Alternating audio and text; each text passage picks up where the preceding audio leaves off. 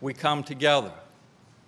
Next Monday, Governor-elect Youngkin will speak to you in just the same way. By then, he will be your governor. And I wish him the best, and I am confident he will lead this Commonwealth well. Because when he succeeds, Virginia succeeds. This is a night when I talk about the state of our Commonwealth. And this time, my last time, I'm going to talk about what we have done over the past 4 years to improve the state and what kind of Commonwealth I am leaving in your hands. We are only here for a short time, especially governors. But every day is an opportunity to help someone to make their life better. And that is how we have governed. If you ask me who we are in Virginia, I would tell you we are people who care about each other. We try to treat each other right. We want our neighbors to succeed just as much as we want that for ourselves. We know that it's not enough for me to be doing okay. You need to be doing okay too. And our policy choices are rooted in who we are, people who want the best for others. My adult life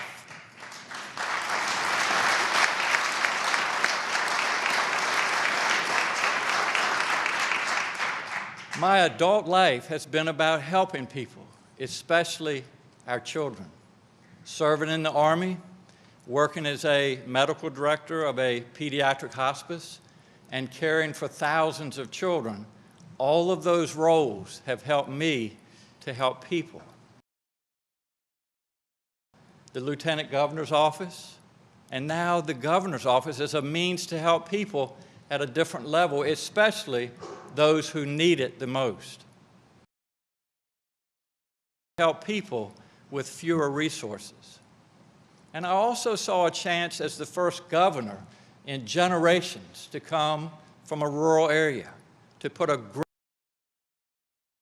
rural Virginia. Shortly before I ran for Senate, I evaluated an infant in the emergency room.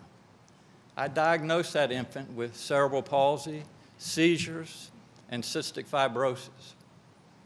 All of those are serious medical conditions, and they require a lot of care.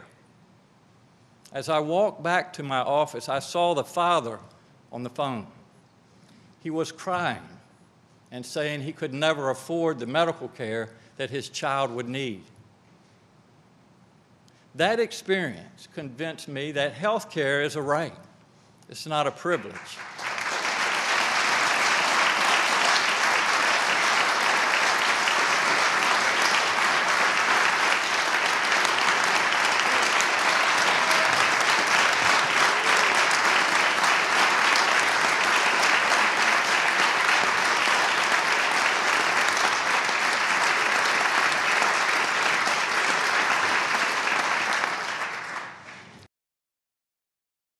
That he can't afford to take care of his child.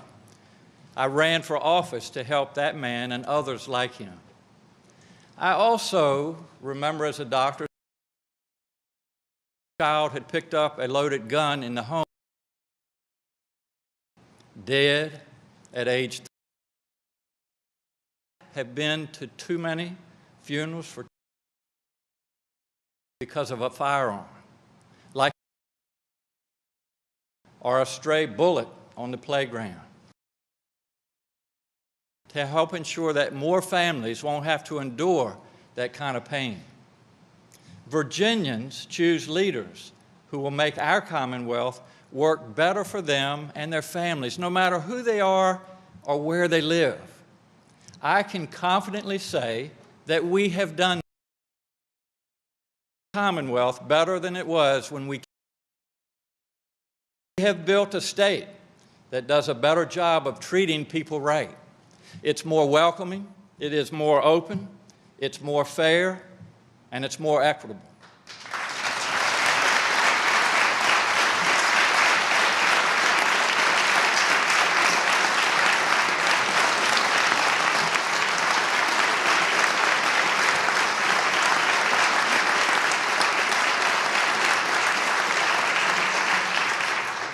have built a state that helps people who need it, whether they need health care or cleaner water or to keep a roof over their head during a global pandemic. We have built a state that recognizes the wrongs of the past and works to reckon with and rectify them. We have built a state where everyone has greater access to opportunity, the opportunity to get what you need to build the life you want to live where you want to live it. Everything we have built and accomplished over these 4 years has been about helping people. We are leaving in your hands a strong and healthy Commonwealth, one that treats everyone right, takes care of people when they need it, and provides opportunity for everyone to thrive. We could not have a safe and stable Virginia without the work of my cabinet, their teams, state agency heads, and the thousands of state employees. They truly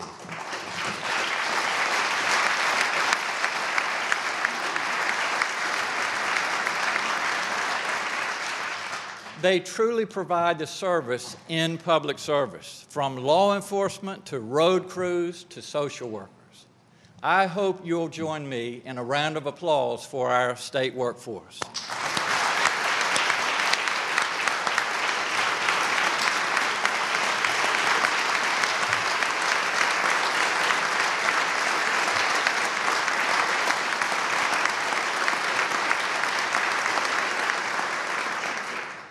I'm leaving you with the strongest state budget Virginia has ever seen.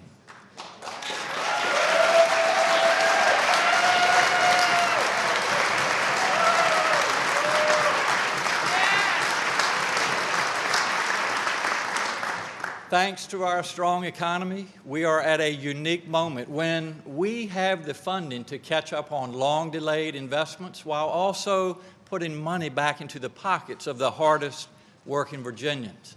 Just today, we announced that general fund revenues were up 20% in December, making it 5 straight months of double-digit revenue growth.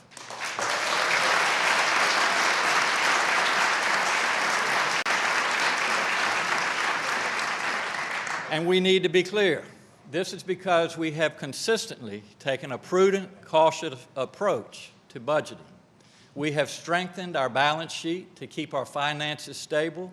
We've made targeted long-term investments to help Virginia grow, help people get through the pandemic, and put money aside as a buffer for the future. In fact, I've sent you a budget that brings our reserves to more than $3.8 billion.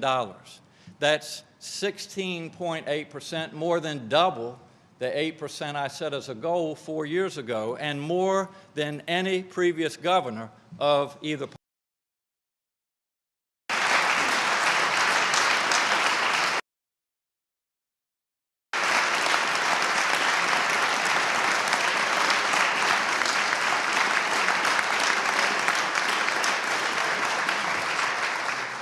I want to thank Secretary of Finance Joe Flores and his team, along with the Department of Planning, building Virginia's budget and keeping our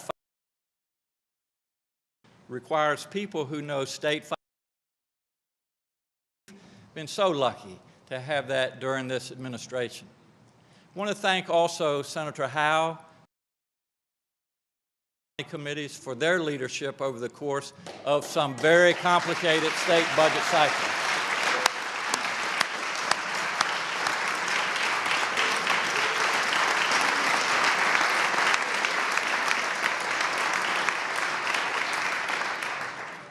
We've also had record economic success. I've traveled around the world, meeting with companies and telling them Virginia is the best place to be. During our 4 years, we have brought in more than $81 billion in economic investment, more than 4 times any previous administration, and creating 1,000 jobs.